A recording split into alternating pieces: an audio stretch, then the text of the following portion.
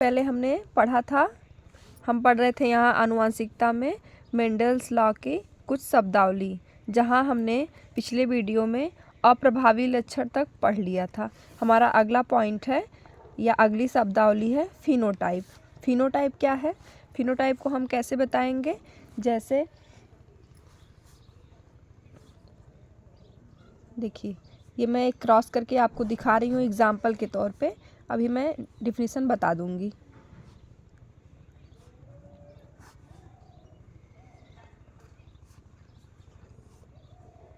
ठीक, अब ये हमने कैपिटल टी और स्मॉल टी, मैंने पहले वीडियो में बताया था। कैपिटल टी का मतलब होता है लंबा जीन या लंबा पौधा, और स्मॉल टी का मतलब होता है बौना या डॉर्फ जीन।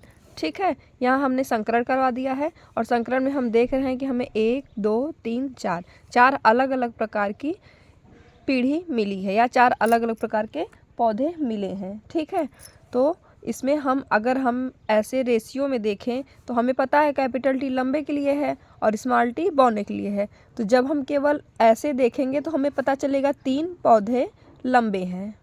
3 पौधे कैसे हैं? लंबे, और 1 पौधा बौना है। ठीक, ये हमने कैसे देखा? केवल ऊपर से देख के देखा। ठीक, तो फिनोटाइप का मतलब है कि किसी भी जीन में या किसी भी पौधे में ऐसा लक्षण जो हमें ऊपर से देख के पता चलता है, केवल उसके बाहें आकृति या एक्सटर्नल स्ट्रक्चर को देख के पता चलता है, उसे हम क्या कहते हैं? फिनोटाइप कहते हैं। ठीक है, इसको हम नॉर्मल लैंग्वेज में कह सकते हैं एक्सटर्नल कैरेक्टर।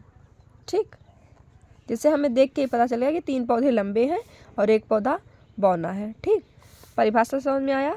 ऐसा लक्षण जो हमें बाह्य आकृति, आकार या ऊपरी रूप से देखने पे ही पता चल जाता है, उसे हम कहते हैं फिनोटाइप। ठीक है, क्रॉस करना अभी मैं नहीं बता रही हूँ क्योंकि मैं मेंडल्स लॉ में बताऊंगी। ठीक है, ये बस ऐसे एग्जाम्पल के तौर पे मुझे लेना पड़ा यहाँ। अब आते हैं जीनोटाइप में। जैसा कि मैंने फिनोटाइप में बताया कि केवल एक्सटर्नल कैरेक्टर देख के ही पता चल जाए जो लक्षण, उसे हम कहते हैं फिनोटाइप। अब इसी का उल्टा यहाँ जीनोटाइप है, मतलब जेनेटिक कैरेक्टर या ऐसा लक्षण जो हमें जीन के स्टडी के बाद पता चले। जीन के स्टडी के बाद जो लक्षण पता चलता है वो होता है जीनोटाइप। ठीक, जैसे यहाँ जब मैंने ऊपर से देखा या जब हम ऊपर से देखे तो हमें पता चला 3 पौधे लंबे हैं, 1 बौना। लेकिन जब हमने इसके जीन का अध्ययन किया, इनके जीन का अध्ययन किया, तब हमें पता चला कि 1 पौधा कैसा है? लंबा है, शुद्ध। लंबे में भी कैसा लंबा है? शुद्ध लंबा है। ठीक, 2 पौधे कैसे हैं? हाइब्रिड हैं। हाइब्रिड हैं या संकर प्रजाति के हैं। क्यों? क्योंकि इसमें लंबे का जीन भी है और पतले का भी जीन है, बौने का भी जीन है। ठीक, और 1 कैसा है? शुद्ध बौना, शुद्ध बौना। ठीक, इतना समझ में आया? जब हम इसके जीन का स्टडी करके जो लक्षण हमें पता चलता है उसे हम कहते हैं जीनोटाइप या characters according to gene. Characters according to gene. ठीक, अब अगला है हमारा मोनोहाइब्रिड क्रॉस या एक संकर संकरण। इसको हम कैसे एक्सप्लेन करेंगे मोनोहाइब्रिड क्रॉस को? जब एक तुलनात्मक लक्षणों को ही ध्यान में रखकर जनकों के मध्य संकरण कराया जाता है तो उसे कहते हैं एक संकर संकरण। एक तुलनात्मक लक्षणों को ही ध्यान में रखकर जब जनकों के मध्य संकरण करवाया जाता है तो उसे हम क्या कहते हैं? एक संकर संकरण। ठीक, ठीक है, इसका क्या मतलब हुआ इसको मैं यहाँ समझाऊंगी। ठीक है, एक तुलनात्मक लक्षण मतलब मेंडल्स ने अपने मटर के पौधे में जो प्रयोग किया था उसमें 7 लक्षण लिया था, तो 7 लक्षण में उनका एक लक्षण था लंबाई। ठीक, पौधे की या तने की या किसी भी चीज़ की लंबाई पौधे में, तो लंबाई के लिए उन्होंने टी और टी लिया था, कैपिटल टी और स्मॉल टी लिया था।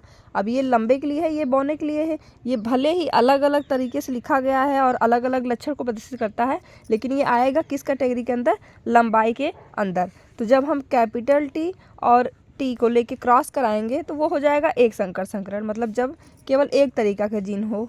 लंबाई के लिए ये दोनों जीन लंबे और बौने के लिए हैं, लेकिन आएगा लेंथ की कैटेगरी में या लंबाई कैटेगरी में, इसीलिए हम इसको एक मानेंगे क्योंकि इसका कैटेगरी क्या है?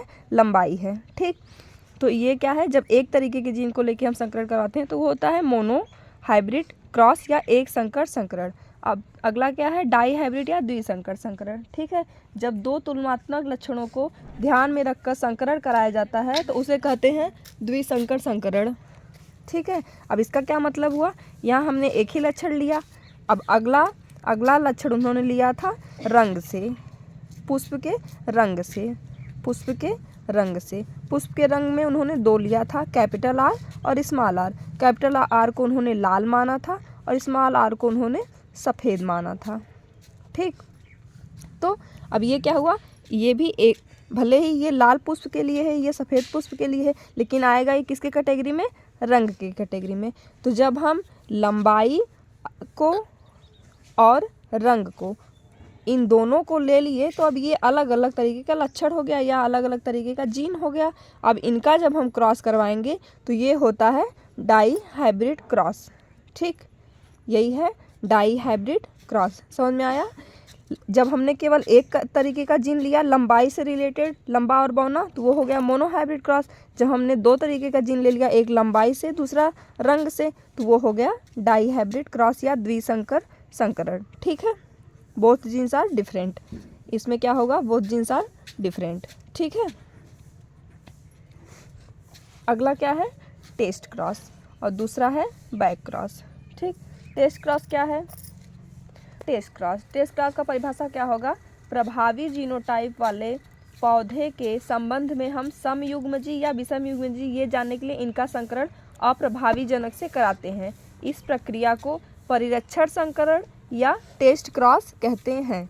ठीक है, प्रभावी जीनोटाइप वाले पौधे के संबंध में हम समयुग्मजी या विषमयुग्मजी ये जानने के लिए इनका संकरण अप्रभावी जनक से कराते हैं। इस प्रक्रिया को कहते हैं टेस्ट क्रॉस।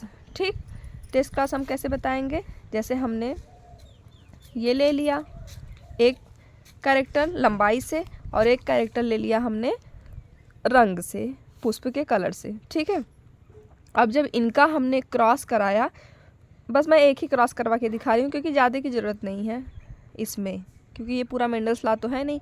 जब हमने क्रॉस करवाया तो हमें लंबा और लाल पुष्प वाला पौधा मिला, ये लंबे के लिए है, ये लाल के लिए है, यहाँ मैंने बताया है। ठीक है, तो हमें लंबा पौधा और लाल पुष्प वाला पौधा मिल गया। ठीक है, ये हमारा F1 जनरेशन है, F1 जनरेशन या प्रथम पीढ़ी। ठीक, प्रथम पीढ़ी।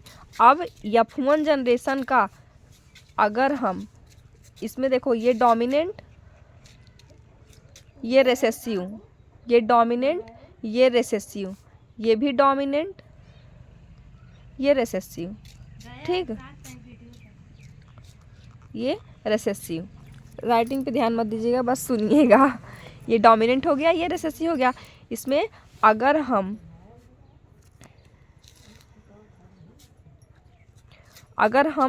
F1 जनरेशन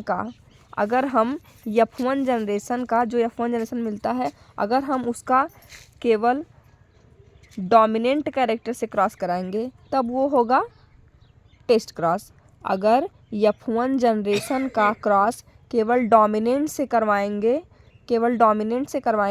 तो वो होगा टेस्ट क्रॉस। लेकिन अगर वही F1 जनरेशन डोमिनेंट या रिसेसिव दोनों में से किसी से भी क्रॉस करने के लिए फ्री रहेगा तो वो हो जाएगा बैक क्रॉस।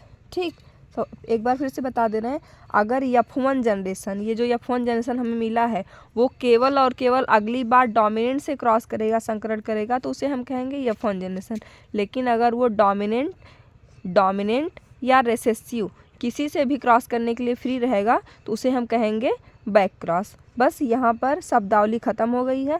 अब आगे का टॉपिक हम पढ़ेंगे मेंडल्स लॉ।